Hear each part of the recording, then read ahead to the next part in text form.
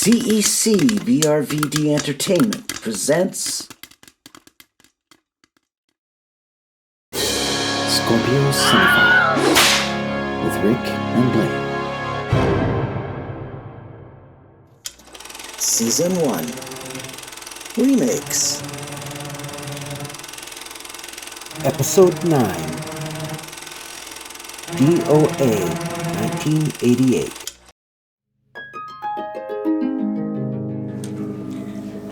Hello and welcome, movie and film enthusiasts, to the 9th episode of Scorpio Cinephiles.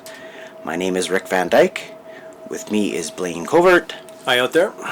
And the purpose of this particular podcast is to choose specific movies from history and analyze them in the context of the era of which they are made. We will view them together, share our notes on the making of these stories, and try to find connecting points which will give us, and you, a more fully rounded perspective of the wild and diverse art form that has been around for over 100 years. So hey, Blaine. So we're on episode 9 now, which we just watched the another version. There's a number of versions of DOA. This is the 1988 version of DOA. Okay. Now we do want to mention a couple things first. Okay. For anyone that comes onto this episode randomly, and is unaware that this is a season of remakes. Right. So, season 1, we're doing remakes, and we started off with A Star is Born, not knowing that it remade several times more than we thought. 5 times. We had 5 versions of Star is Born. Yeah. One that we weren't aware of. Yeah, so that was kind of wild. But that brought us to episode 6, and then we went a little on the wild side with Cape Fear. Yeah, Cape Fear, the 60s, early 60s version, and then the Scorsese version. Right, and then the 90s. And that sort of we sort of touched on some noir at that point, didn't we? Yeah, well, Cape Fear is definitely noir and neo noir with the newer version. Yeah. Right. So in that respect, we're following suit again with a noir thriller. Yep. In terms of remake, Yep. That being the movie DOA. So we have already watched and covered the 1950 version of DOA, and now we just watched and are moving into the remake. Yep. And Blaine, you can go from there if you wish. Yeah, well, with DOA, you've got a number of versions. So just to give the audience an idea. Last week we watched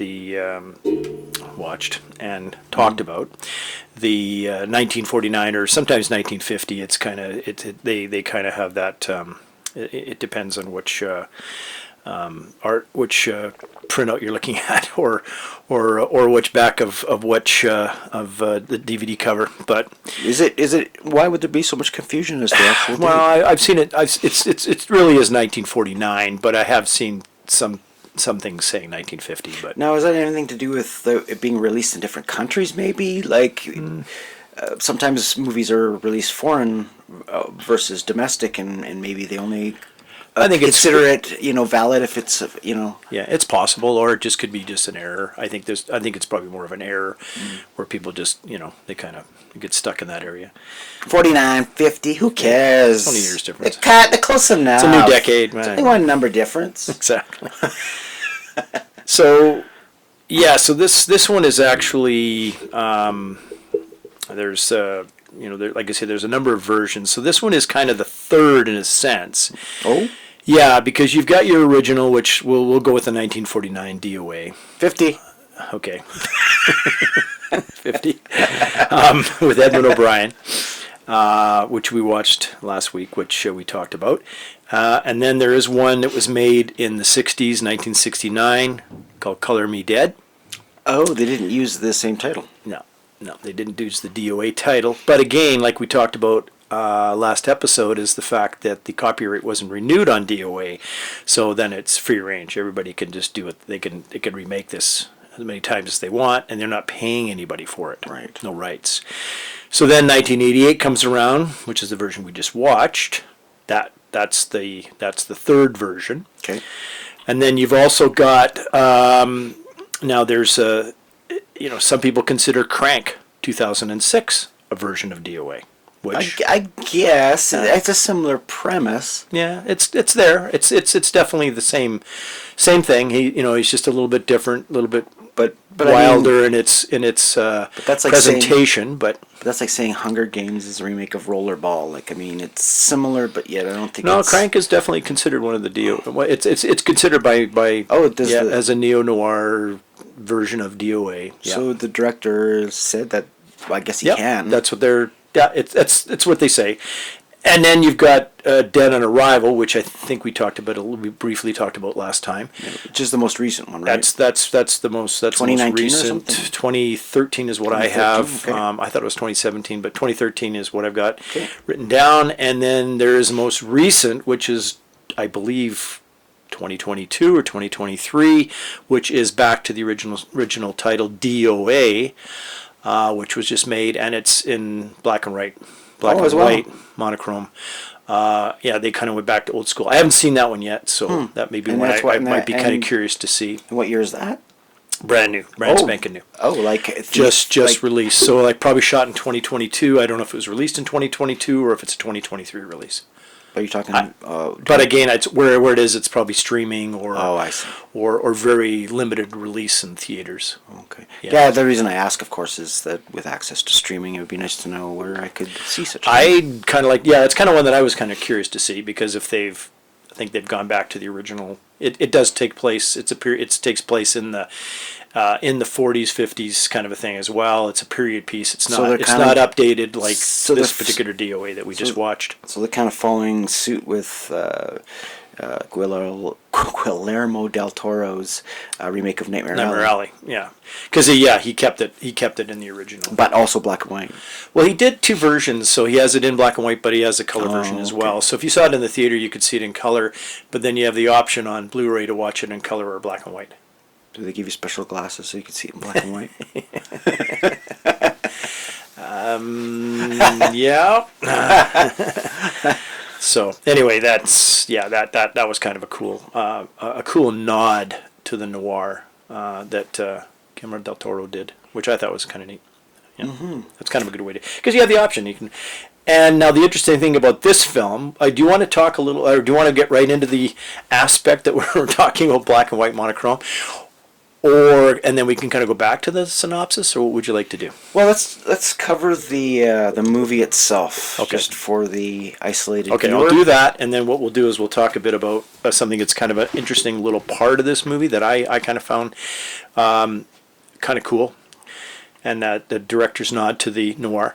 So yeah, do you want to? Yeah, I'll just give it a quick. Do you want to do a quick? Sure. And I'll fill in any gaps if there is any. Sure. Sure. DOA is a 1988 American neo-noir mystery thriller film and a remake of the 1950 film noir of the same name. While it shares the same premise, it has a different story and characters. Yeah.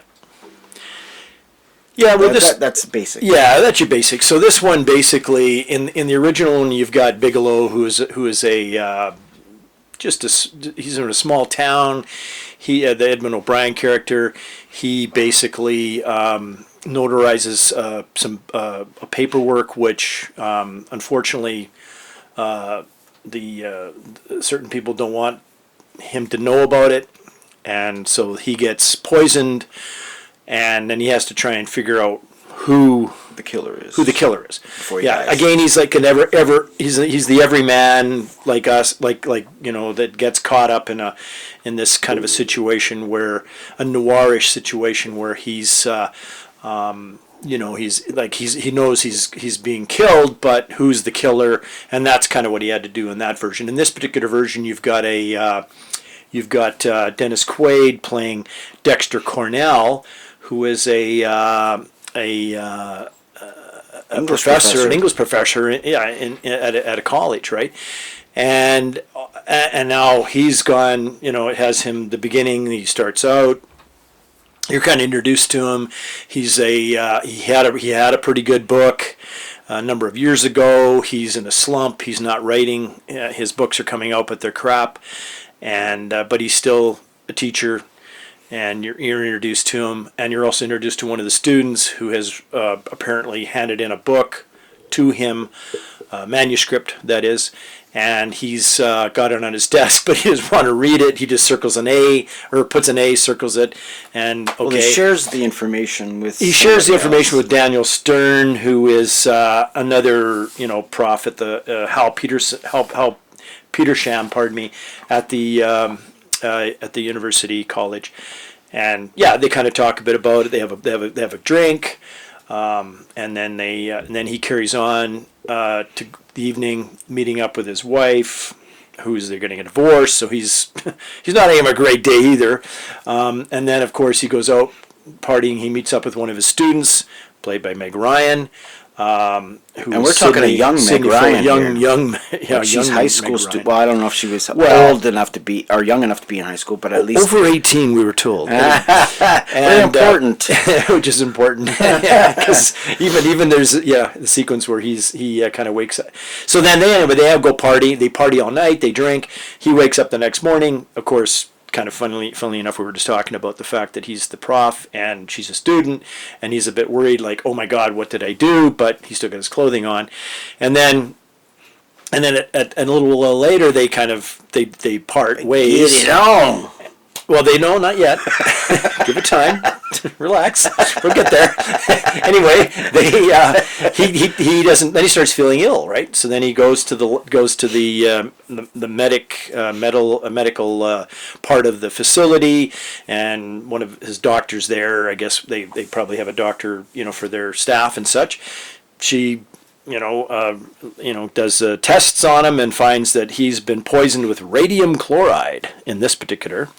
Kind of hate when that happens. Yeah, kind of hate when that. When your pea glows in the dark, you're in trouble.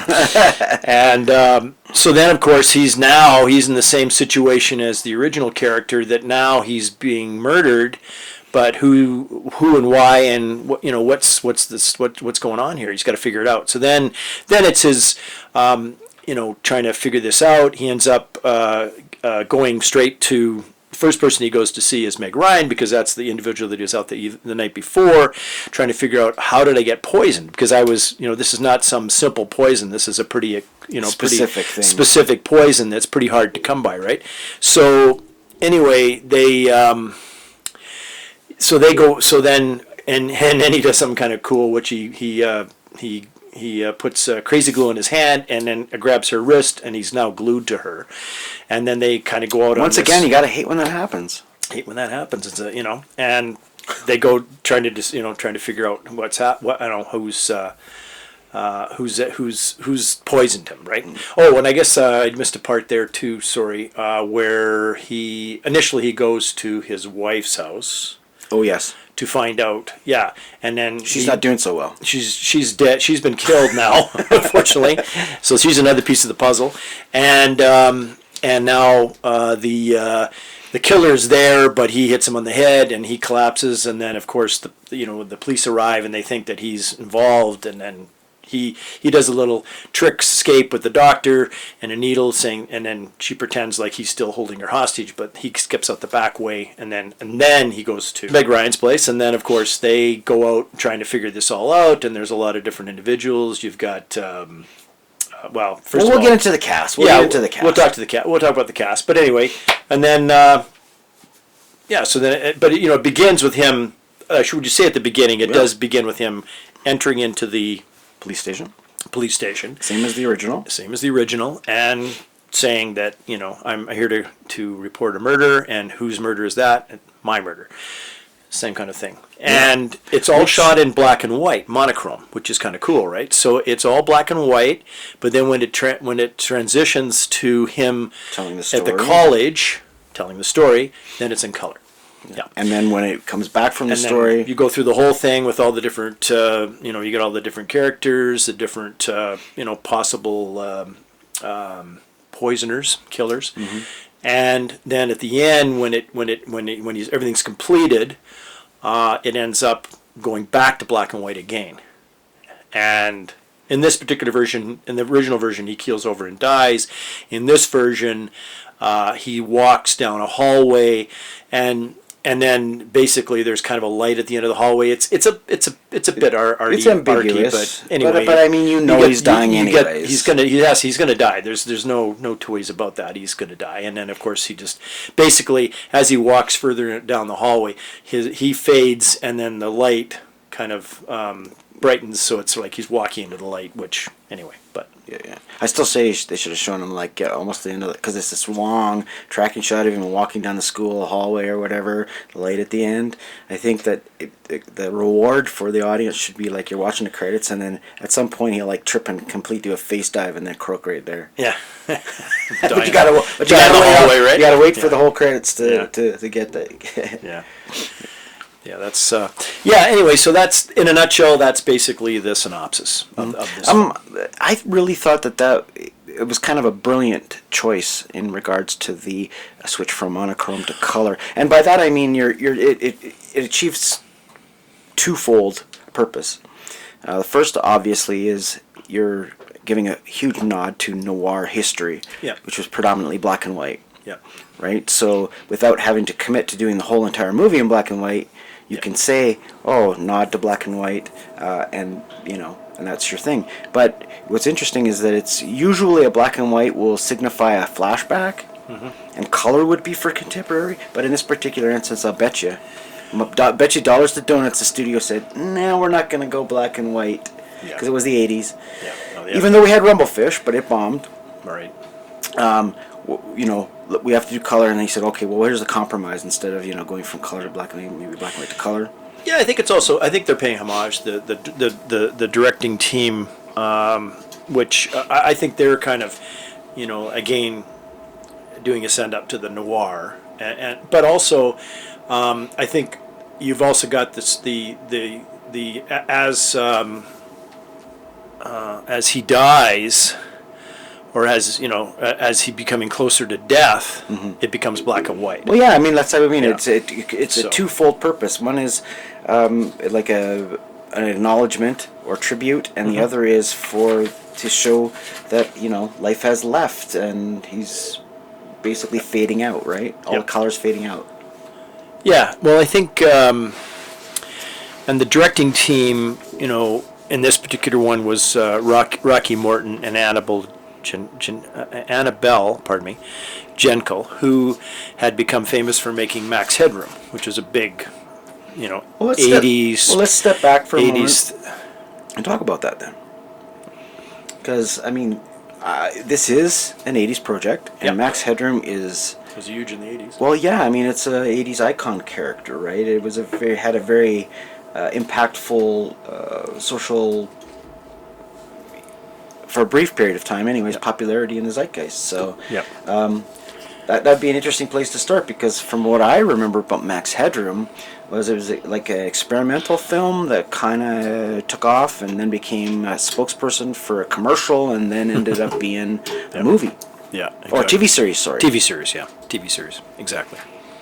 And I mean, that doesn't happen very often. Yeah. One half of the team is Rocky Morton. He's a Brit. And he's the co-creator of the TV series Max Headroom and co-director of the 1993 Hollywood Pictures movie. Wait for it, big Hollywood blockbuster, Super Mario Brothers. Now, just for those who don't know or remember, yes, there was a Mario Brothers movie, and no, it did not do well. Yeah, the first one wasn't Bob Hoskins and it was Nick Wassamo. It was a movie. Yep. Anyway, which is interesting too, because apparently one of the highly anticipated movies of this year that they think is going to take the #1 box office is going to be the Super Mario Brothers movie animated this year. The new one, yeah. Yeah, so which is interesting. How popularity of multiple characters or IPs can sort of transcend the boundaries of time and have new life in a different era. Which is once again underlying the importance of, or not necessarily the importance, but the relevance of the remake. Yep. Yeah, and also these Annabelle Jankel and Morton were both. They did that. They worked together in that. Well, they did rock. They came from the rock videos. They came from rock videos, yeah. and they were actually married in real life as well. Yeah. They were a couple. They did before they moved on to theatrical stuff. They did videos for. Now this is going to take you back, right? 80s, of course. MTV Generation. Yep. Tom Tom Club, Talking Heads, Gravity Kills, Orgy, George Harrison, and Miles Davis, which is interesting. Yeah. Are all credited to Morton. Yeah, Talking Heads had some great videos. When you think about that, when I think back, I know that whenever you watch the Talking Head videos, they're always very unique. So that's kind of cool. Yeah. And I guess they were a cooperative team, worked together. Like you said, beyond being married, I think that a lot of their success was as a creative team, which took them from Rock Videos to Max Headroom, and then DOA. DOA. And this was their first feature. And they, as Roger Ebert said, this was their first feature, showing an almost sensuous love for the shadows and secrets of film noir.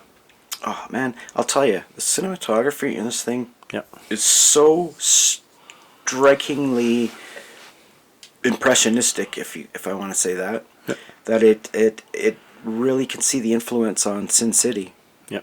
Well, and I think as we were saying, I'll kind of get back to what I was kind of talking about earlier, was that, throughout the story, the color in the film begins to drain to monochrome, black and white, representing the central character's deteriorating health as the poison takes hold. In the end, the film is black and white, like the beginning, which presumably is showing that the flashback is catching up to the story's timeline. Right. There you go. Cool. Yeah. And yeah, I mean, they definitely, there's lots of sequences in there, even with the color. There's sequences where you have him going down a street and there's a shadow of his running behind him, and a lot of stuff that's reminiscent of the original film noirs, the black and white film noirs.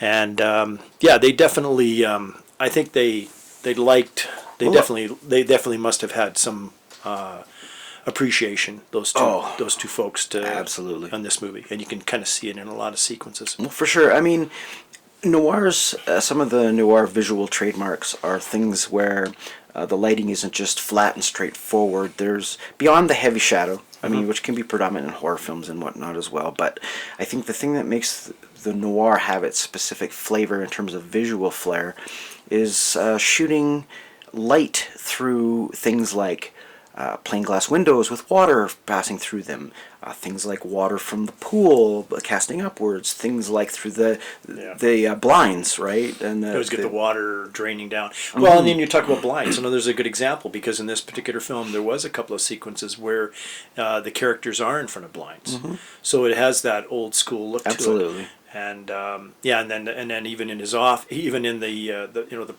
office in the college, he's got. It almost looks like Sam Spade's or Philip Marlowe's office, exactly. in a sense, other than all the books on the shelves. But I mean, he's got his feet up. He's got his feet up on the desk. He's constantly smoking. Which we were kind of saying that was interesting too, because even during you heard me laugh straight out loud when I first saw him spark up in the middle of class in front of kids. He's doing what? Yeah, he's talking to the kids in class, and he's having a cigarette. He's smoking a cigarette while he's talking, like he's doing this lecture, and he's like having a smoke. Hey, okay, it's like Sam. It's like you kind of get this feeling like is this Sam Spade or Philip Marlowe as a professor in school? Is this what he would be like? Yeah, no kidding. Well, the thing is, that's once again another trademark visually of noir is the cigarette smoke, right? Well, exactly. Yeah, he always had the private eye with the cigarette dangling from his, yeah. Right. I kind of see now why sort of Ridley Scott went sort of a neo-noir aspect with Blade Runner, because what works best in fog? Lasers and neon, right? Yeah, exactly. Yeah. So yeah, it's interesting. So anyways, so the screenplay was written by Charles Edward Pogue Jr. Now, what makes him a little interesting is that he wrote Psycho 3, 86, and The Fly, 1986, which is cool because we're going to be doing that one shortly, yeah. Yeah, as one of our remake episodes, so that's kind of cool.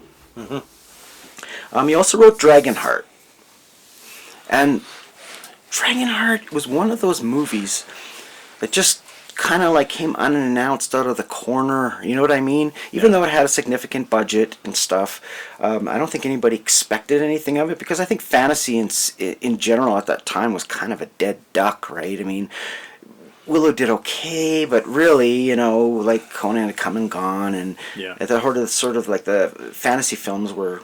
Well, and the connection here is that you have DOA with Dennis Quaid, and you have that was- Dragonheart with Dennis Quaid. That's where I was going. Where you with going it. there? Sorry. It's okay. It's okay. I was going. But you got there. Sean Connery as well as a Yes. dragon, which is always pretty cool. Yes. Can't beat Sean Connery's But voice. I was surprised at how much heart that screenplay had.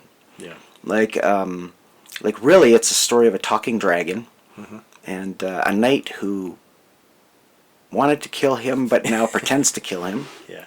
And you know what I mean? I mean, the premise itself is great. Yeah. But once you get into the heart of the characters and sort of like, and they build their own little mini mythology with dragons and, you know, and the history and how it all plays out in the storyline and stuff. So when it comes to the screenplay, obviously he's got a pedigree. Yeah, he was a good writer. He's definitely a good writer. And I think he took this one. He took this DOA. You know, it's a little complicated. I think maybe the ending kind of wraps up a little bit too. You know, I don't know. It's pretty ambiguous. I you would like say you neatly. like. Well, I don't know. I kind of.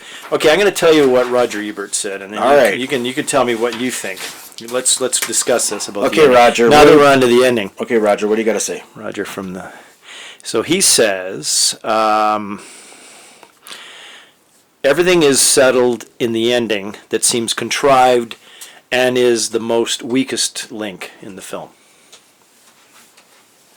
Well, I mean, how does it compare to the original in terms of how it comes to the close? Well, this one's a little more, like you say, it's a little more complicated. There's a lot more possible, you know, villains in this one than there was in the original. There was a few in the original, of course, but they were kind of in the same group. This one, you've got a couple of different groups going, you know, that are involved. You know, Whereas in the original, or there's in the this original, he little- had one group, but Right. he had a bunch of henchmen, right? Right. So yeah, that's kind of the difference there, I think.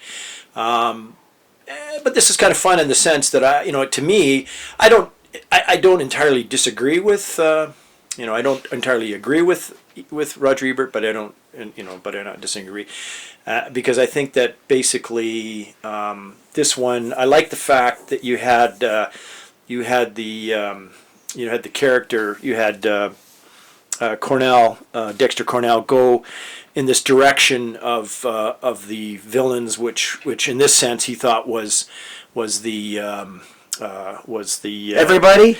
well, almost everybody, but Just throws the guy right in front of his kids. Yeah, well, then I'm sorry. Yeah, he kind of goes after one of the teachers, thinking that he's involved, and then he's like, "Whoops, okay, what day is it?" Made a totally big error. But the character you have in here, and then she was kind of played a villainous a bit at that point, because she was actually had done.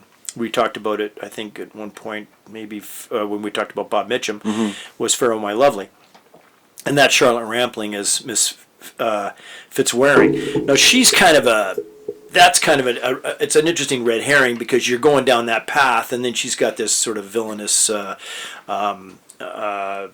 bodyguard and also chauffeur that's also they over also, the top with yeah. his monster gun. They're also using a little visual trick too, Uh-huh. because if you notice, every single time she appears, especially when she stands up in the crowd there or whatever, is the light always cast directly on the eyes with shade up top and bottom, which is generally in cinematography rules, and especially in older movies, to indicate who's the bad guy. Yeah. Right? Yeah. So he's intentionally visually throwing a red herring. Yeah, the directors are visually giving you this impression that she's the villain, right? Right. And for a time you're kind of go along. Well, that's that what I thought path, it was. and you kind of figured, yeah, that, I thought it was. and then you've got this, I mean, it is a little neatly wrapped up at the end, but it does kind of make sense. Mm-hmm. The ending with, and that he's actually been killed from the beginning because his very first encounter had, whereas with Bigelow, the Evan O'Brien character in the original 49 version, 50. Okay, 50. I'm just kidding. Just Wikipedia. Like Wikipedia couldn't be changed. I'm going with what Eddie Muller says in his book, Dark City. Well, Eddie's wrong, man. of the lost world of film noir. Anyway, Probably opened in Argentina. yeah, maybe it was 50 in Canada. But anyway, where was I? Now you threw me way off. Yeah, sorry. Anyway, No, you were talking about... well, I was thinking. Well, okay, so you have this.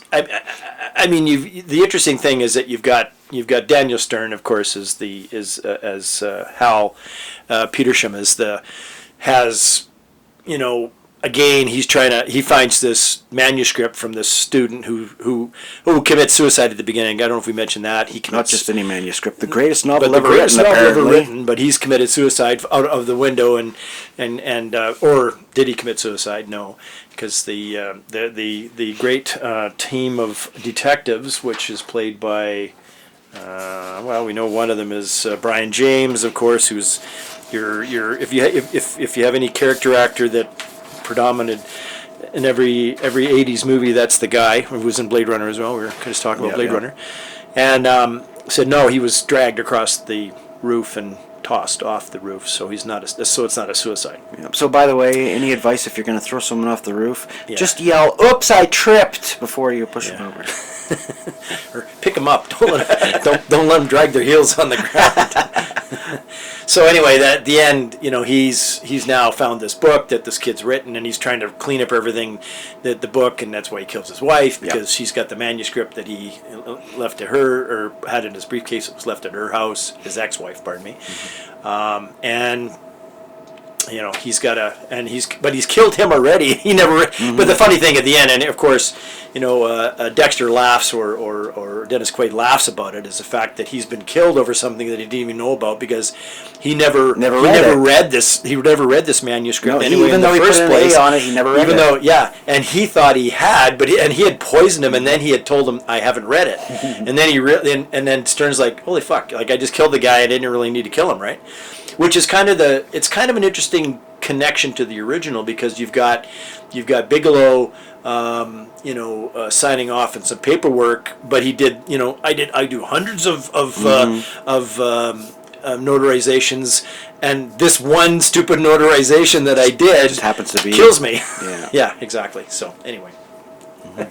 The overall cinematography, production design, look, feel, because it really does have that MTV rock video edge to it, right? I mean, he's got like a lot of contemporary songs or music from the era also in it, which of course is not in the original. Not that it had any music of its era either, but because we're talking or not even pre or proto MTV generation filmmaking, right?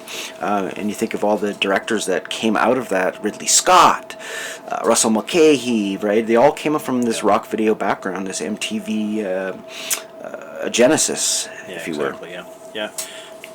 And this is it in spades, right? It takes everything that all the tropes of noir, all the visual cues of noir, all the sort of the stylizations of noir, but with a kind of like an MTV veneer.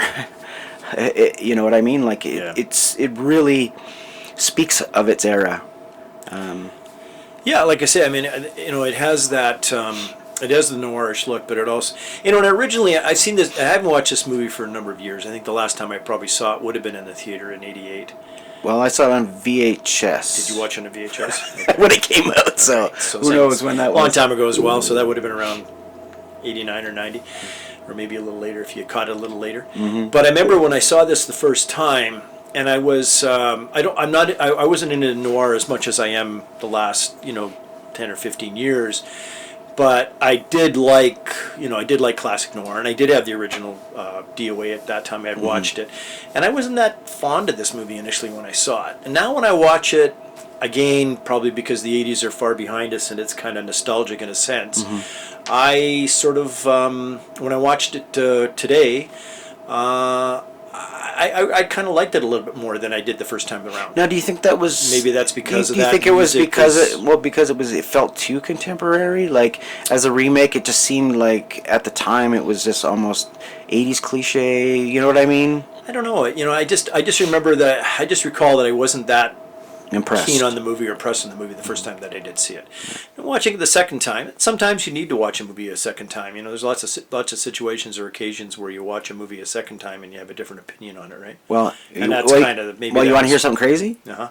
A movie that I saw first and did not like, but then saw it again on a second viewing and loved, was Big Trouble in Little China.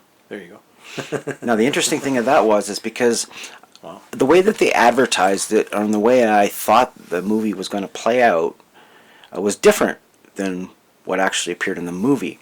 I didn't realize the gag, the joke, because I saw the movie, didn't like it. My buddy's like, "How can you not like it? It was so great, John Carpenter." I'm like, yeah. But it just, I said, the hero's a dummy and da-da-da-da. He goes, "You don't understand. That's the point." Yeah.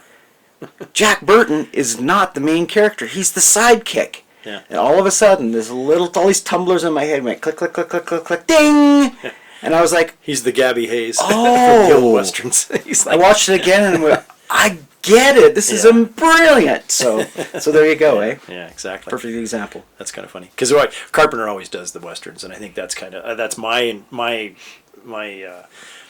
idea in that one, or is that's kind of like Gabby Hayes is. He's like the sidekick. He's like this. He's a not so smart western sidekick, but yeah, that's kind of funny. So the other thing I was going to say quickly, because we're kind of down that path a little bit, is I just want to do another. I'll do another quote from Roger Ebert's review, which is kind of cool. Him again? Yeah. Oh, Roger. He's going to make another. So he says, this is part of the quote, "The hero is passive and wants to only be left alone. But other people have other plans, and the hero is swept along by the tide. This, of course, the classic definition of film noir. Those 1940s thrillers in which ordinary people discovered that evil lurked beneath the surface of society. And, of course, this DOA itself is inspired by the 1949 thriller, Evan O'Brien. 49. See, even Ebert says it's 50. 49. All right. This is a gloves down, knuckles brawl here. Yeah, we have an ongoing gag with this particular episode. Well, I'll tell you what. Anyway. Anybody who wants to comment in the comments on this video, feel free Let us know. to put a vote in What for you 49 think. or 49 50. or 50, yes. I will honor the tabulation of votes. Just saying. No, we can talk about cast now because now let's do that. Now, the obvious one is Dennis Quaid. I mean, he was in his prime at the time. He was like a movie star at this point, was he not? Yeah, I mean, he had made some pretty good movies by this point, right? So you got to go back. His breakout was Breaking Away. From 1979. He also made Long Riders the same year with his brother Randy Quaid. And that's a movie which is kind of fun to watch because Walter Hill directed, of course, really good Western director, but also Walter Hill is just a great director in Story Raider to you've got all these brothers that played the brothers of the gangs, the Dalton Gang, and Jesse James. You got Keaches in there, you've got the Carradines in there, and you've also got the Quaids, which is kind of cool. And anyway, so I don't want to get too much into that one. Then he did one that I get a kick out of, and I don't know, you probably enjoyed this one too. It's one of the ones that a lot of people don't know much about, but Caveman in 1980. Because again, you had some pretty good, cool stop motion dinosaurs, which I like. I think you like as well. And then he did a bit of a bomb, or one that people like to laugh at, Jaws 3D, 1981. And then you know what? I actually watched Jaws 3D in the theater in 3D. In 3D. I did too. I know. I remember that. I remember those days because I just remember thinking it's okay 3D and an even worse movie. Yeah. I remember those days because we had Friday the 13th 3D at Paramount, and I remember going to the theaters and individual theaters and trying to set up the projectors because it was really a difficult system to set up. That particular 3D was very hard to set up. A lot of work involved. Anyway. Well, just stop for a moment. Okay. And explain to me that difference because I'm curious. Well, it was just the projection system was a bit different. From what I recall, I mean, I was a projectionist, but this particular projector was almost like sending the image through a prism. Okay. So it was very, very difficult to. But this particular one was like I remember going to I did a couple theaters in Winnipeg, and then I had I had to try and call the other theaters to try and how to set it up. It was a real process. Now the in whole setting projector up. had to be different. It wasn't just an attachment to the existing projector. No, it was a lens that you had to put in. It was a Right. different lens. Yeah, exactly. But they had the screens all had to be silver. They had to be silver. Silver, yeah. The silver That's painting. right. The or so- reflective. Yeah, the reflective. stuff. So you had to get the reflecting on Right, it. right. So that was a key issue, and I mean, Friday the 13th was a big hit. Like we did very well with that one, but there was a lot of Felt like I got a crossbow right in between the eyes. yeah. There's a lot of other 3D movies that I think Jaws did pretty good too, if I remember. I think it performed pretty good. Well, we had Razorback. There we was, had. I actually saw Parasite was a 3D. I saw a re-release of Dial M for Murder. Yeah. In the new 3D process. Yeah. No, they updated it because Yeah. it was originally 3D. Yeah. In the original, along with like House of Wax. Yeah. Which would have been your old. Yeah. The two colored lenses. Space Hunter. On your Space Hunter was the other 3D. It We had was a one Razorback, called- a Killer Pig movie. I don't too. think Razorback was 3D. No, that wasn't 3D. But the one that we had was the man who, oh gosh, what was it called now? Steve Guttenberg was in it. The man who knew too much or knew never. Anyway, it was the one that it bombed. It didn't do well at all. But yeah, and then it started to trail off. So and then, but it was a difficult procedure and process for sure at that point. Anyway. But yeah, so he did.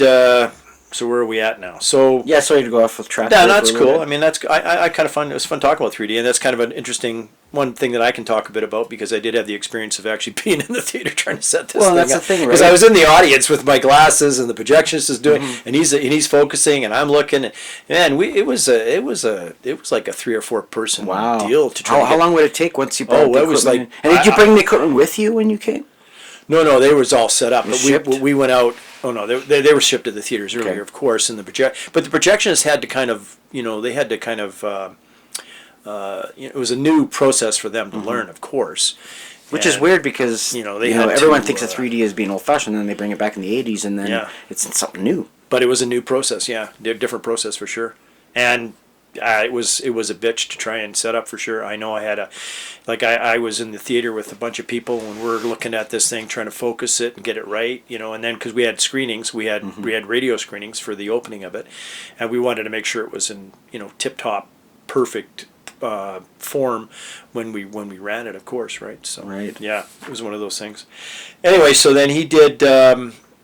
And then he kind of hit his stride, I guess, because he had some big ones here. You're missing a couple things. I mean, he had a small role, but it's still an Oscar award-winning movie, The Right Stuff. That's what I was going to say. 1983, and then you got The Big Easy, 1986. And then you got The Night the Lights Went Out in Georgia, which I believe won Best Picture for that year. But he did Interspace in 87, where he Gee. met Meg Ryan, who he got married to. And well, this And movie, they kind of, I think they might have fell in love a little bit in Interspace, but they fell more in love in DOA. yeah. And then they got married, and they were you're together. You're missing some of my favorite Is there big movies. ones? Okay, what's the big one here? Well, you got Dreamscape, Dreamscape is a good one. That's a Enemy classic. Mine, Enemy of Mine. Inner Space. Well, Interspace, I just That's said. a trifecta right I there. love Interspace, yeah. But then you got his big, sort of, And those were 84, 85, and 87 respectively. yeah.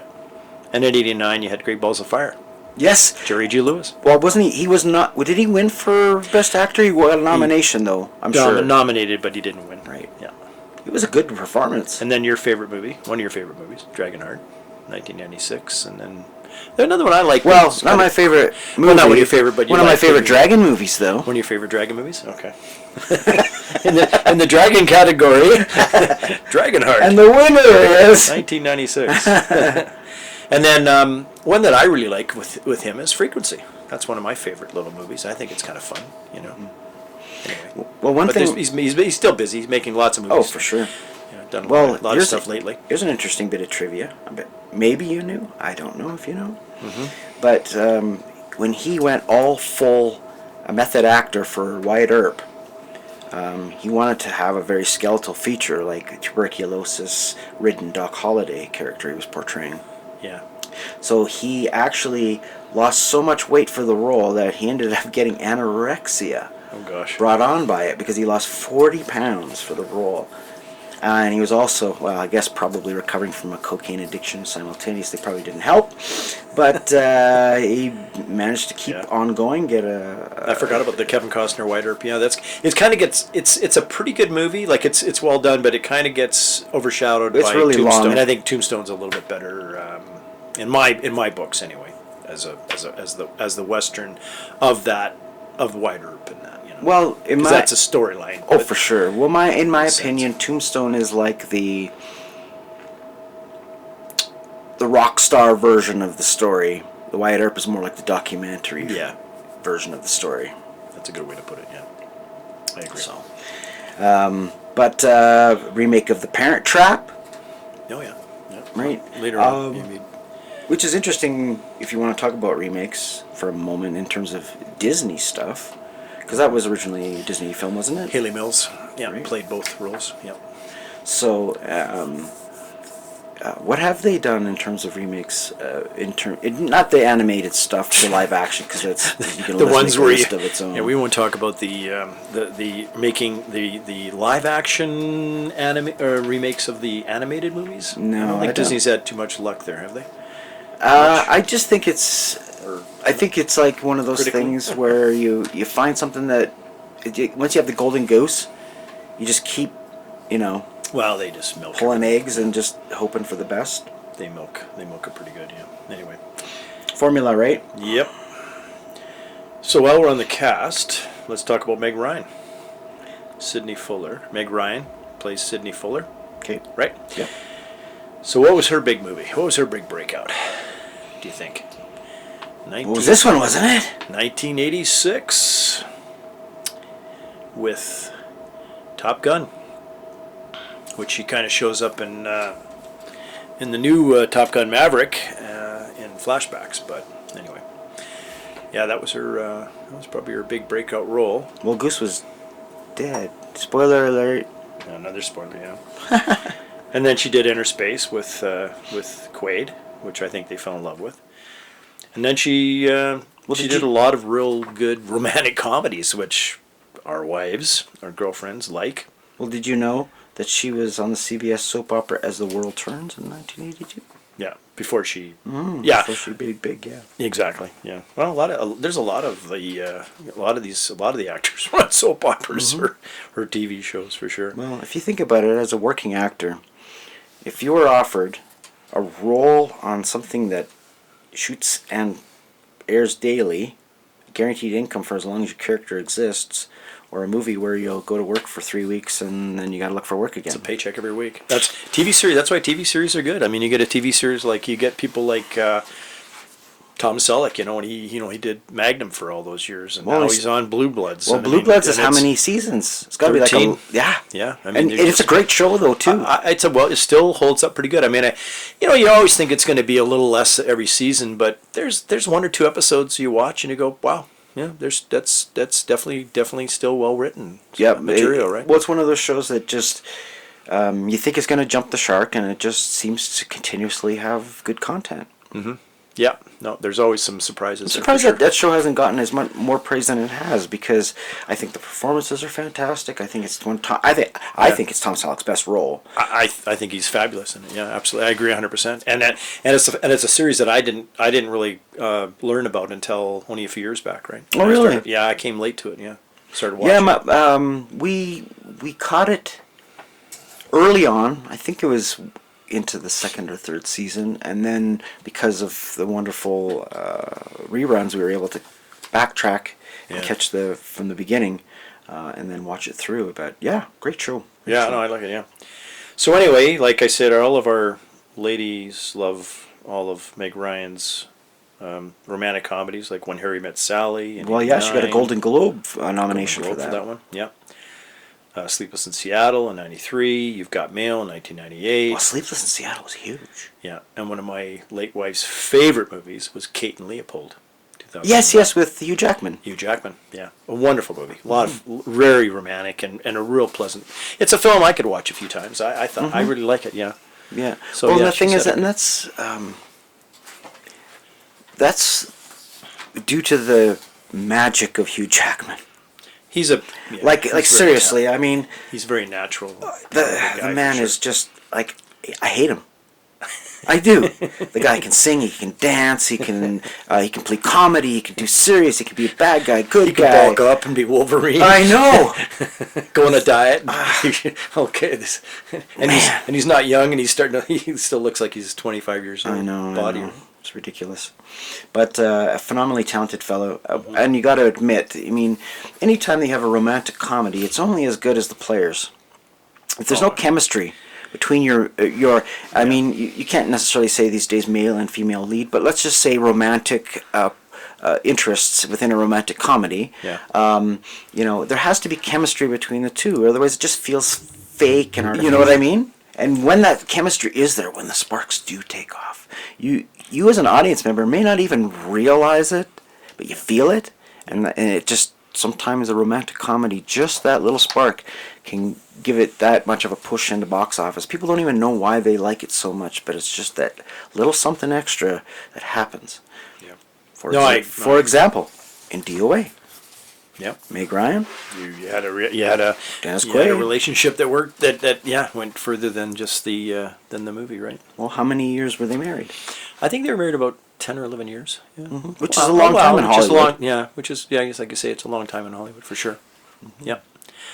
So then we have our villain, which we don't know until the very end, but Daniel Stern as Hal Petersham.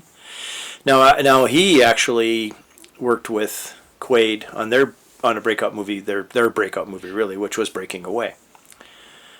And then he made some pretty good stuff in the 80s, Diner in 82, which was a huge success with critics for sure.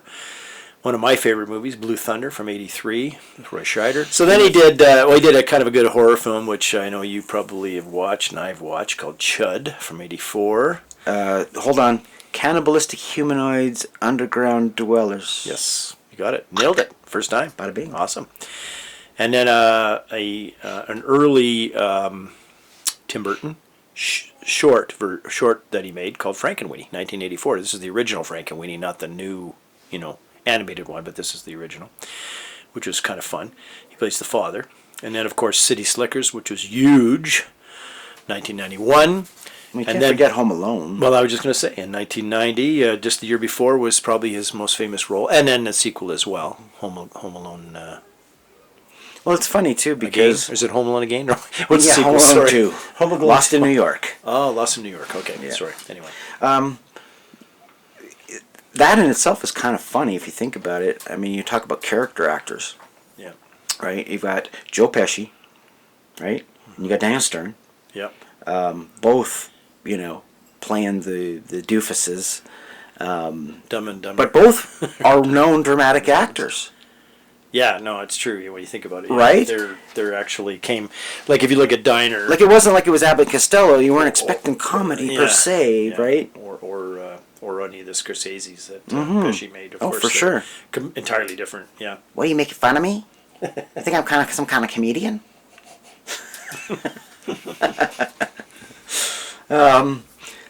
That guy has quite a filmography. Yeah. He was solid there for a number of years. Yeah.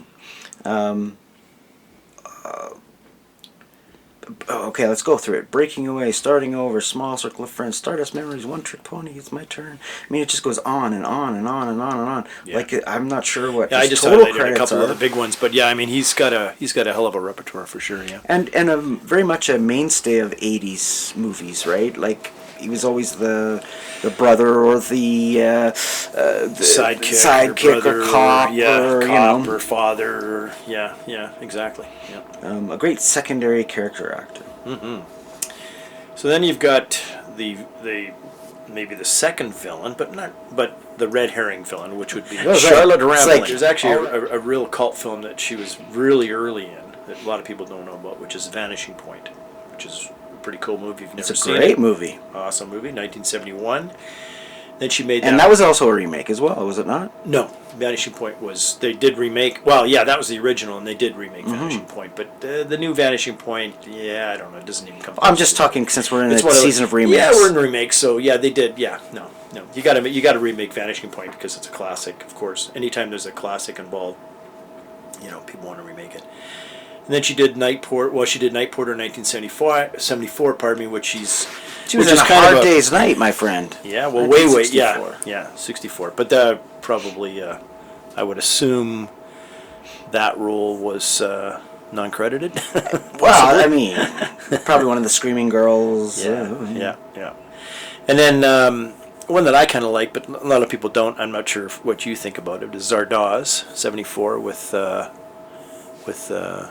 Sean Connery.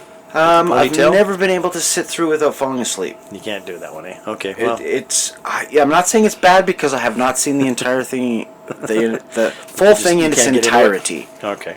I mean, and the fragments that I have make no sense. So, but then again, from what I hear, that doesn't make a difference. It It's doesn't one make of any those sense movies where I whatsoever don't think you need anyways, to. so. Yeah, you can't really make sense of it too much. But It's just, the image, I can never get the image of Sean Borman's Connery in a version. thong out of my brain, though. Borman's version of Knights of the Round There's Table. one hairy man. In the and he's got that ponytail which he's sporting it. It's He's pretty rocking good there. it in that He's porn star rocking mustache. He's rocking that ponytail and mustache. Yep, and then one of my favorite Marlowe movies, Farrell and My Lovely, 1975, which we did screen a few years back at the Palm Springs Film Noir Festival, and Orca, 1977, like it or not. It's one of those Dino De Laurentiis, sort of Jaws ripoffs. Jaws ripoff, anyway. Stardust Memories, 1980. The Verdict, 1982. And then later on, of course, you've got Swimming Pool, 2003, which was a highly acclaimed role that she did. And she was in the Dexter TV series, and then just recently Dune. So she's still rocking along here. So did she play Helena? What the hell's the character? The Reverend Mother in Dune? Don't ask me the characters in Dune. I never read the books. And No, I'm just trying to think. Yeah. I don't remember her, but obviously she's significantly older. Yeah. So I'm just trying to think of You haven't seen the. I have, but I'm just yeah, I trying to remember. didn't put two and two together until you said that. So I'm really interested now. No, I'll have to check it out.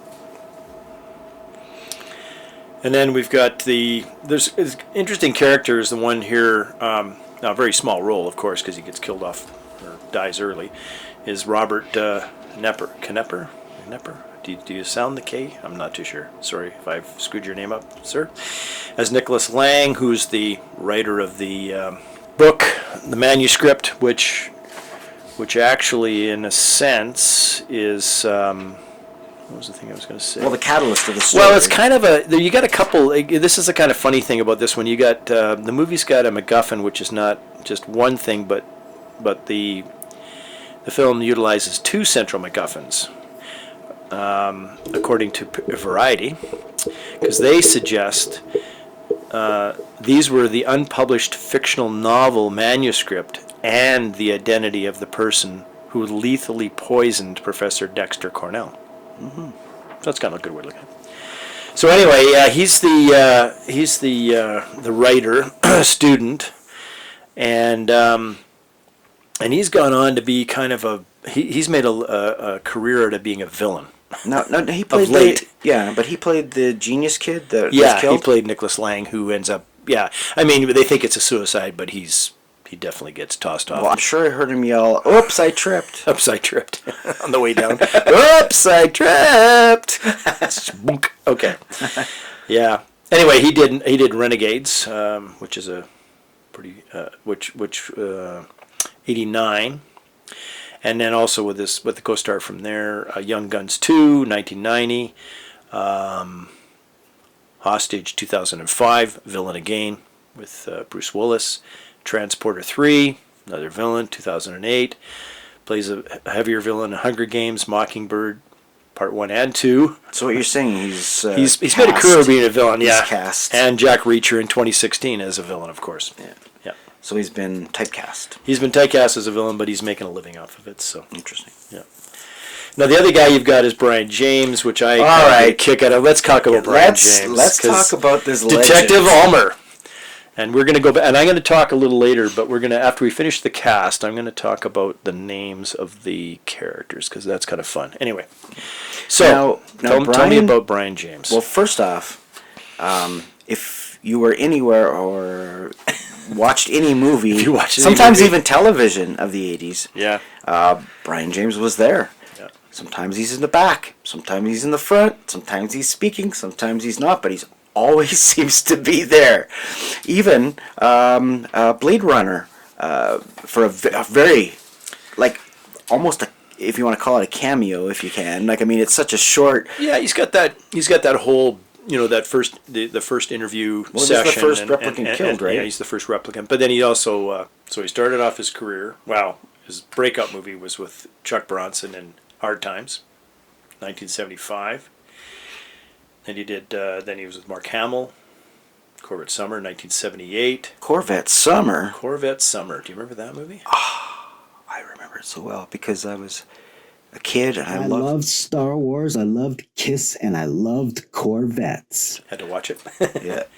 And then he did another Walter Hill movie, which we talked earlier about, with Long Riders, Southern Comfort, 1981.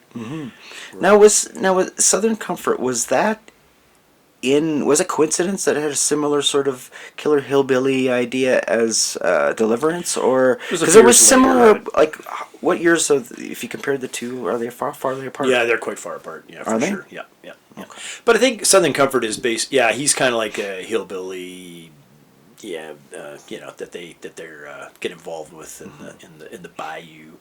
Because they're weekend warriors, basically, the troop, and they get involved with these guys, and they get pretty much trashed, killed off by these guys. And they're supposed to be military guys too. Well, they're weekend warriors in the States, which are Paramilitary, sort of like they want to be cowboys. no, they're just they're volunteer Reserves. militia. Yeah, that goes out reserves. Yeah, because they go out with the weapons, but usually typically they have blanks. They don't have real bullets in them. Anyway, he did that one, and then one of the big hits, of course, of the '80s when I was at Paramount, 48 Hours in '82. He was pretty funny in that, actually. Yeah, and then he did, and then Blade Runner, of course, we talked 1982. He did Red Heat. 88, If you Villain want Again. to talk about degrees of separation and once again making connections, Yeah. he was also in Enemy Mine with Dennis Quaid. I did make a note of that one, but that's, yeah. But again, I mean, the guy's in everything. I mean, he was, you could list, you'd have like 100 titles Yeah, here from the 80s Silverado, alone. Armed and Dangerous, Red Yeah. Heat, Steel Dawn, Red Scorpion, Tango Scorpion, and Cash. Tango and Cash. I mean, the Another list 48 is Hours, just- the sequel to 48 Hours. And then TV, A-Team, Little House on the Prairie, you name it, man. Every show, Dukes of Hazzard. They It's needed like, a it fill just in goes there. on and He's on the and guy on. for the job, right? Yeah. Yeah, and then he did Cabin Boy, which is kind of a cult favorite, and The Fifth Element, of course, again with Bruce Willis. So yeah, Yeah, and he had some small roles in other TV shows, more genre-related, like Highlander the series, Millennium. He even did a stint in voiceovers and animation for the Superman animated series. So. yeah, he's a really busy actor for sure. Yeah. Yeah, someone who's definitely done their dues. And it's interesting too with character actors like Brian James. And it's surprising, first off, his filmography, considering he died at the age of 54. Yeah, he was. I'm 54. Yeah, I'm Right? past that now, but Yeah, but I'm yeah, just it's young. It's a young age. I get it. It is. But he was also heavily into drugs, so that was one of the issues that may have had an effect on it. that may have been. May have been part of it, Yeah. possibly. But yeah, I mean, I'm not sure if anyone's done a complete tabulation of the list of things that he's been in, but I mean, if I scroll down, it's just ridiculous. It's a huge amount. It is ridiculous. Predominantly 80s, of course, because, the Yeah. 80s, right? Well, he was, there's lots to do, and once you get, and that kind of like you say, a character actor in the 80s, once you get that, you're either the cop or the bad guy, the villain, the cop. He just personified that role, and of course they just, you get pigeonholed, but it's good to be pigeonholed if you're making money, right? Which is what he was doing.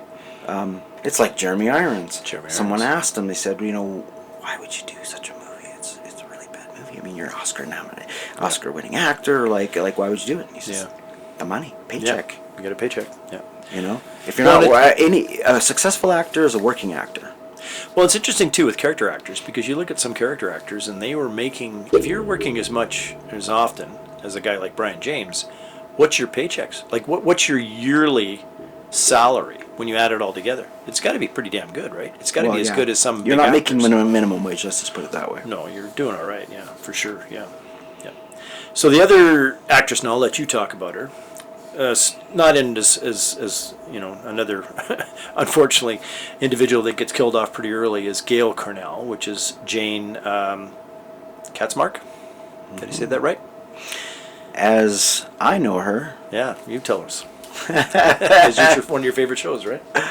yes. And what's interesting is, in regards of my taste, all my favorite television programs seem to be comedies, and I never gave it that much thought until I saw her in this, and I kept waiting for her to do some sort of smart aleck remark from Malcolm in the Middle. Yeah, that's funny. Yeah, she was good. Now, Jane, how do you pronounce her last name? It's Kaczmarek? I don't know. I was hoping you'd be able to Kaczmarek? say that. Kaczmark? Kaczmark? I don't know. Anyway, But yeah, she was sorry best for known. mangling your name. Yeah, sorry. If you're listening, I mean, odds are highly unlikely, but if you are listening to this, I'm sorry for butchering your name. She's best known for her role as Malcolm's mother, Lois, on the television sitcom Malcolm in the Middle, which earned 3 Golden Globe nominations and 7 Primetime Emmy nominations. She also appeared as Linda in Equal Justice, Judge Trudy in Raising the Bar, Anne in Falling in Love, Emily in The Heavenly Kid, and Gail in Six Balloons. She had recurring roles as Holly in Sybil and as Maureen Cutler in Frasier, and is also known for a large number of recurring and guest starring roles in various television programs. Cool. But yeah, she's so serious in this. Well, Wow. and dies quite graphically, I might add. Yeah. Actually, you know what? Well, it's I'll take kinda that back. I'll take that back. off-screen. It was another clever part of noir is its ability to imply violence without showing it. Yeah. Now, I'm sure originally it was a budgetary thing, right? And that's the same as my movie, Rock Bottom. By not showing it happen, it costs me nothing. But yet, it's really effective storytelling, as we've seen with these noirs. So I adopted it.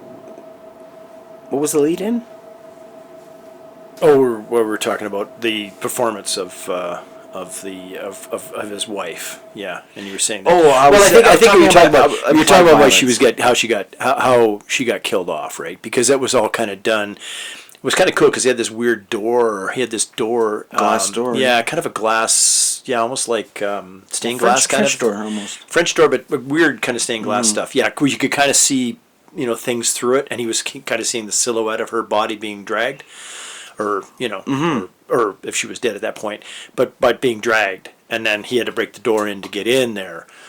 And then, And but then she again, that's gets kind hit, of a and she gets banged up noirish, yeah. And then you've got also the villain, who you don't quite see because when he throws the body at, or he throws At the door. the wife at him, and then clobbers, I guess, hits her really hard with the little Ferris wheel thing that he's gotten for her as a present for Christmas. And then they both stumble back, and then knock over the Christmas tree and crash. Mm-hmm. So you have that scene, which is very noirish for sure, because again, like you're saying, a lot of times in noir, you had to, in the early noirs, the low budget ones, you had to kind of, they didn't have the budget for all these extravagant stuff, and it was sort of done. They would kind of, it would be left up to the imagination and the way they shot that particular scene, Right, and I mean, the it's murder, and also because of censorship and that as well. But Somebody I know dies, it's not going to be Right. shown.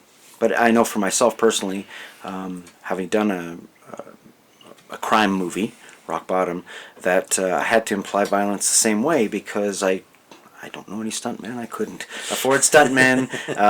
Once you start throwing people around and stuff, then there's all kinds of insurance issues, and it just was simple to just wrap things up nice and neat, and have the deaths being off screen and whatnot. And I think Noir does that very well. Yeah, no. So, okay, so we've gone through the cast. Now, there's one other actor that I was going to, if you can bring him up, was the chauffeur, which I didn't make a note of, but can you The lurch, as it were. The bodyguard chauffeur, Hello, madam. what was, Shall I kill him for you? exactly. Yeah, I was kind of curious on him because that was one guy I kind of missed. I kind of forgot about him. Like I say, I haven't seen this film for quite a number of years, so. Christopher Niam. Yeah, I think that's the right actor. Yeah. Okay. UK actor. Appeared in things such as Hammer films, Lust for a Vampire, Dracula That's AD, right, from 1972. The Hammer stuff, right. That's why as well as No Blade of Grass in 1970. Right. He is known to television viewers in the United Kingdom and abroad for a number of roles. He appeared in the rivals of Sherlock Holmes. He played Kaiser Wilhelm in Edward VII. He also appeared in 2 BBC dramas with involving the Second World War. WW2. Yes, there you go. Okay. In between those, he was in a point in time and became one of the first male actors to appear nude on a small screen. Whoa. On BBC, probably. Yeah. He played the villain Skagra in the unfinished Doctor Who serial Shada in 1979. He provided his voice to complete the serial using animation in 2017. There's a little bit of trivia for you. Cool. Doctor Who. Lots of BBC stuff. Yeah. In the U.S., Niam immigrated to the United States and made frequent appearances in American films and television. He appeared in the film Steel Dawn, Okay. which we talked about again. You're playing a Russian, I would assume. Um, Or no, Still Done. Sorry, that's the Patrick apocalyptic, I'm thinking Swayze, of post-apocalyptic Red Dawn. Yeah. action. Yeah. Right. But correct me if I'm wrong. Didn't we not just say that Brian James was in that too? He's in that one as well. Isn't Yeah, that right. what- Correct. Okay. DOA, of He course. was in every movie in the 80s, basically. Let's just put it that way. Yeah. If it was made in the 80s, Brian was in it. Bloodstone, James Bond: License to Kill, Yes. Ghostbusters 2, Edge of Horror, I believe it was awarded for Academy Award for Best Picture, Suburban Commando with Hulk Hogan, There you go. Hellbound, Gosh, yeah. Ground Zero, and The Prestige in 2006. Well, The Prestige is kind of a cool movie. Yeah, that's a Christopher Nolan. Yeah, exactly. Nolan's early works. Yeah. He played a psycho killer in an episode of MacGyver in '85. Wow. Appeared in The Great Escape 2, The Untold Story, one of those forgotten sequels. It's like The Dirty Dozen. There's several of those. Yeah. The Dirty Baker's Dozen. Dirty Baker Dozen. Yeah, exactly. But yeah, I mean, he was one of the few actors to have appeared in Doctor Who, Blake 7, Star Trek, Babylon 5, and Earth 2, all science fiction televisions. That's pretty cool. Yeah, a lot of the sci-fi stuff that we. Beyond that, he appeared in Dynasty, The A-Team, Benson, Beauty and the Beast, Northern Exposure, Jag. I mean, Well, he's got a pretty good. He's got a pretty good filmography for sure. Yeah. I mean, how old is the guy? I mean, is he still around? 75 years old. There you go. Wow, that's cool. Still around, Good for still him. kicking, still doing stuff. Well, 2019 actually he had a role, so I'm sure he's retired, but Yeah. Well, that's good. like any actor, That's a hell of a repertoire, though, for sure. Yeah, especially coming from Hammer, early days Hammer. That's kind of cool. That's something that we both like. Yeah, one day I'd like to do like a whole, pick our top 5 Hammer films Hammer and do movies. a season or something, 13 episodes. Yeah, I think that would be a good one.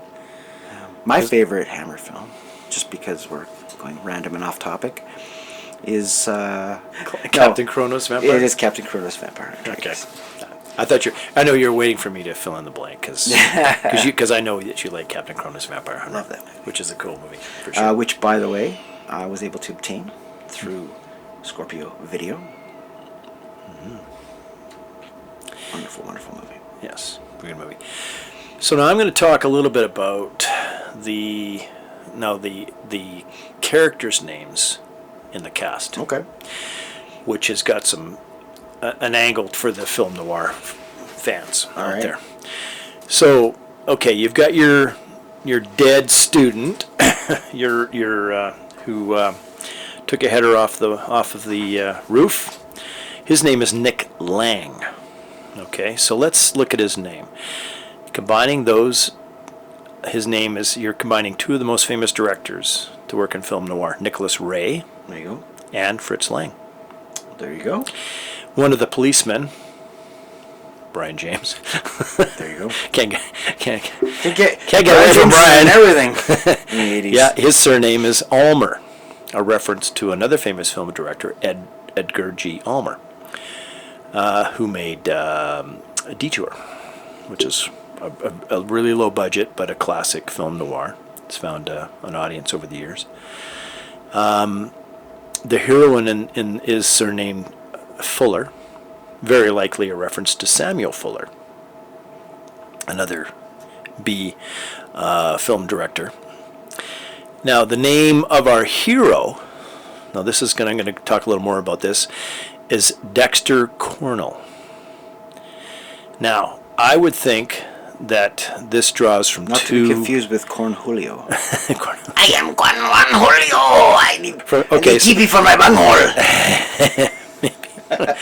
so I'm thinking that this is drawn from two writers of noir fiction, Peter Dexter and probably the most famous writer, Cornell Woolrich. There you go. Now, Cornell Woolrich, I'm going to talk a little bit about him. Okay. In regards to noir and Noir, yeah, specifically, yeah. So I'm gonna read an excerpt from Eddie Muller's book, The Dark City: The Lost World of Film Noir. Okay.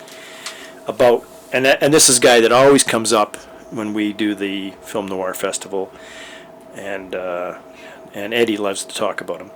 So this is his little comment about Cornell Woolrich. Okay.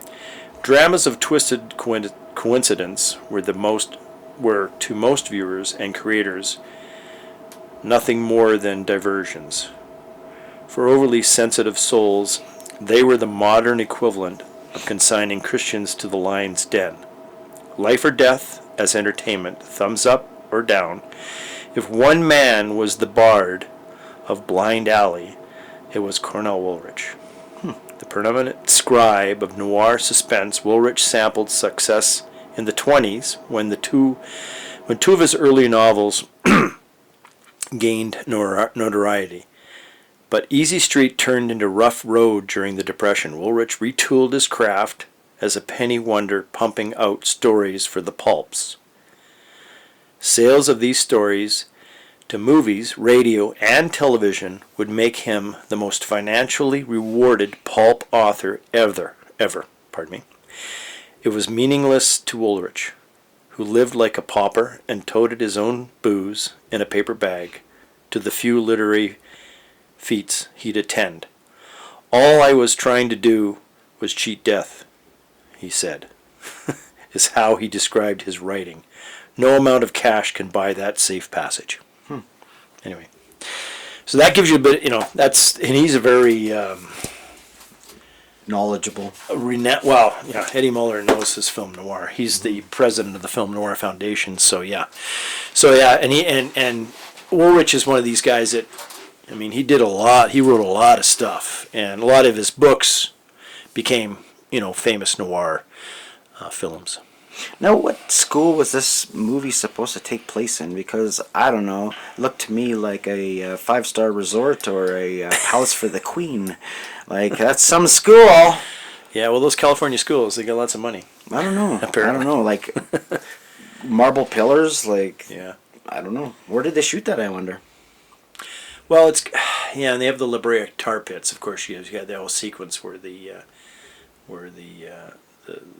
demise of a few more characters in the film gets sucked up by the La Brea tar pits. So, yeah, is there a school near a La Brea tar pits? I don't know. I'm not sure, or did they just kind of set it up that way? That's kind of an interesting thing.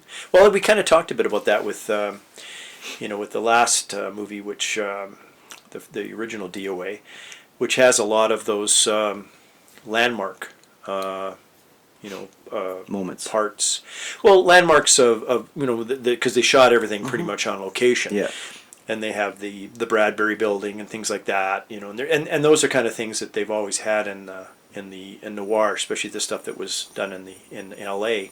Well, I noticed at the end They of the always utilize credits, that kind at of the end of stuff. the credits of this version, Uh-huh. that it said that it was filmed on location in Austin, Texas. So take it for what you will. So maybe the college is from Austin, Texas, but they developed this whole. I don't know. I got a scenario that- feeling that they shot it in a library or city hall or something. It just seemed too opulent for a university or a college. That's my opinion. But Yeah. I'll leave that up to an astute viewer or listener out there who wants to find and discern that piece of useless trivia. We're more than happy to give you credit. So Exactly. now the apparently the length of time since Professor Dexter Cornwell had written his last novel was a long 4 years. Yep. Now, is that relevant to noir for that specific number or anything? No, I don't think so. No. No. I think it's just again, because at the end he kind of says to them that I've been dead for 4 years anyway, because that was the last There you time go. that There you I go. really wrote. I'm already dead, even though here There he you go. literally is dead. And again, that's kind of like so the 4 does parallel itself, right? Because you've got 4. I've got I felt like I've been dead for 4 years. yeah. It's been 4 years since he wrote his novel. Well, 4 years since he wrote the novel, guess. so that's why he's saying he's been dead for 4 years anyway. So now that I'm really, so I'm not, because he says to Meg Ryan at the one scene that don't feel bad because I've been dead already, right? Yeah, literally writing, Right. he's been dead. Now, quick pop quiz. What was the name of the novel that was the MacGuffin for the movie that was the reason for the whole plot to unfold? Gosh, Come on, do it from heart. Think about it. I can't remember now. Sorry. Out of Whack. Out of Whack. Yeah, right. Which actually was not a bad title if you think about it. Out of Whack. Yeah, sounds like an '80s title. Mm-hmm. Out of Whack. Yeah, it was funny when they did do the naming of the characters, how they did those little homages to noir. So I mean, essentially the whole thing is a love letter to noir. Yeah, I think At a that- time when noir wasn't really, I mean, Well, it would have been known at that time. Not, now they've had a lot of festivals over the last 20 years or 15 years for sure. well, and the internet is a But- really good place to Well, to, now, of course, to internet pedigree too, niche genres and stuff, and find people of like mind and Yep. sort of build a little culture around it, right? Well, I think at this time too, when this movie was made in '88, your film noir films would have been presented, but they would have being presented in probably 16 millimeter at these colleges like he's teaching at. Because that was kind of what they would do. You'd have your film department, and that film department would talk about movies, and film noir was one of the aspects of film that they would discuss. And they would run these movies in probably, I would think 16 millimeter, probably not 35 millimeter, because they wouldn't have that kind of ability at the colleges. But it's kind of, I think that's one of the reasons that these younger directors that made this one, the couple. Now, what did they go on? Did they go on to do anything else? Like, was there any other theatrical releases at all? Yeah, I'm not. This was kind of their. I mean, this one didn't was a make a make lot or- of money initially either, right? It wasn't a big hit. So it was sort of a make or Rocky break Morton and deal? Annabella Jankel, I always say her name wrong. Yeah, originally, so it would have been in '88, and that's the last time I saw it. So that's a long time ago. Actually, I was pleasantly surprised this time around. Yeah, I think it was overall, because again, I was like we were talking about. I was watching the way it was filmed, the different scenes, the Homages. homages, exactly. All of this kind of stuff became more apparent to me in this reviewing, And because of that, I think, I mean, it's not the best neo noir I've in my list, but it's definitely much better than I anticipated. To be honest, Is it classified as neo noir, not noir? neo noir. Now, what makes the difference between the two? Is it just neo-noir, when it was made? Yeah, it's your latter stuff would be neo noir stuff from the Even if it's as directly homaged and as a remake and all that stuff, yeah, it's still neo noir, because even like we were talking about Charlotte Rampling being in For My Lovely, which is a Marlowe movie with Robert Mitchum from 1975. That's a neo noir. Okay. Even though it's a period piece. It takes place the original in the 40s. Well, if I was but it's in color and. okay, well, let me ask you this, Smarty Pants. If I was to make a movie right now and I wanted to make it a noir film, Yep. would it still end up being neo noir? Absolutely. Interesting. Yeah. Interesting. Yeah. Even as we talked about the latest version, which is either being released last year or this year, of DOA, which is DOA. Yeah. Yeah, it's neo noir Interesting. for sure. Huh. Yep. Well, what do you know? Yeah, you learn. You can't go back in time, I guess. No. You can go back in time and make it a period piece, but it's still going to be neo noir. Exactly. Yeah. Interesting. Myself personally, I just was enamored by the shots and and I know I mentioned this earlier. I know that when Frank Miller created the Sin City comic book, and that when Robert Rodriguez helped him adapt that into a motion picture format, that it was heavily influenced by noir. Yeah. I mean, we know that, right? Neo It's noir as well, yeah. it's like hyper noir or super noir. Neo noir and acid, or Yeah, maybe, I don't know. Maybe. Well, it's just everything to the nth degree, right? And Yeah. some of those shots, some of those sequences are straight out of Sin City, and so you can see the influence. yeah, this one actually had on Sin City in a sense. Yeah. Like some shots almost directly out of the graphic novel. It's just amazing. And I mean, that's just a testament to the brilliance of Frank Miller and the brilliance of Robert Rodriguez to realize that vision, because, like I said, it was the graphic novel I may not have said it, but it's a graphic novel come to life, and a neo-noir, such as this. So, Exactly. I love Dennis Quaid from this era. I love Meg Ryan from this era. Meg Ryan is such a sweetheart. Like, how can you not fall in love with that girl? You know what I mean? She just has that screen presence, both of them, and you really understand why they were movie stars of their day. They really shone, I think. Yeah, no, they're both exceptional in the films that they made together. They were very good together. Now they made 3 movies together, correct? I believe, yeah, I know Inner Space, DOA. And then there was a third one. Yeah, I'm not sure the other one, to be honest. But those are the 2 that I'm aware of, and then Right. They met on Inner Space. Yeah, met in Inner Space. I think they firmed up their relationship, perhaps in DOA, and then got married at that point. Yeah. All right, so this is the finale and the ending of episode 9. We're going to move on from here to another set of remakes, that being The Fly, which is interesting because we've already pointed out the parallel and the connection to this movie. Yeah, the screenwriter for the second. Exactly. For the remake of The Fly, yeah. So that'll be interesting to watch as we go from 50s mutant movie to 80s David Cronenberg mutant movie. Yes. Body horror really becomes body horror. But Yeah, that'll be fun. I'm looking forward to those. all right, so that'll be the next episode. I hope you'll hang in for that, and I hope you've enjoyed everything we've done thus far. We are moving on, and we will see you in the next episode. Yeah, thanks everybody, and enjoy. And we're looking forward to doing the next one, and hopefully you'll be there to listen with us. And peace out. All Take right. care, everybody. All right, take care. See you later. Bye. Bye-bye. Peace.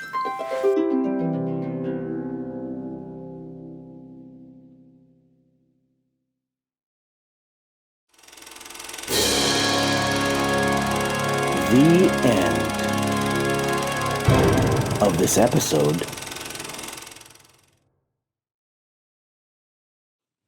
If you like this content, feel free to leave a like. To hear future podcasts, you can subscribe, but be sure to put on your notifications, which will let you help us beat the algorithms. Scorpio Cinephiles. Copyright Scorpio TV 2024.